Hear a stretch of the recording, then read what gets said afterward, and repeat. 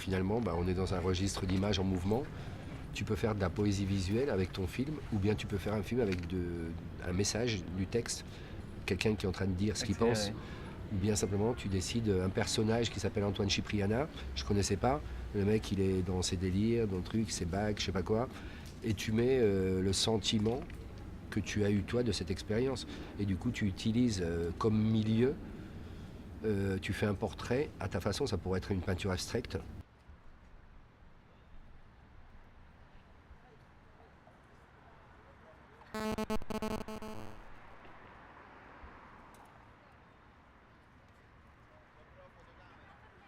C'est quoi exister? Qu'est-ce qu'on fait pendant qu'on existe? Qu'est-ce qu'on attend? On va où?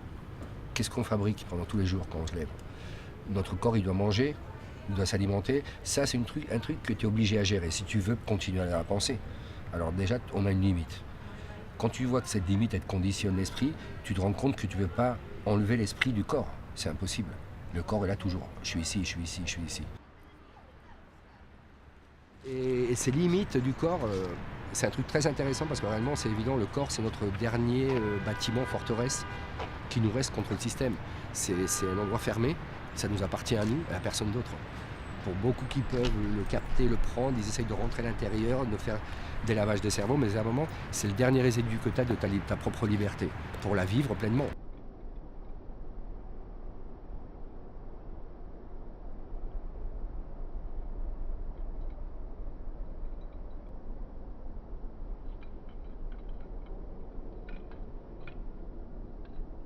Tu crées des objets, des endroits, moi je vois que comme si une espèce de dire au réel.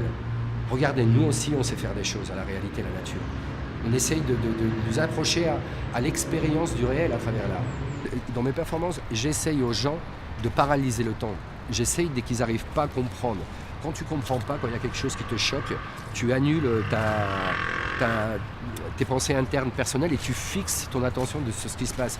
Pour le comprendre, c'est presque un mécanisme naturel du cerveau.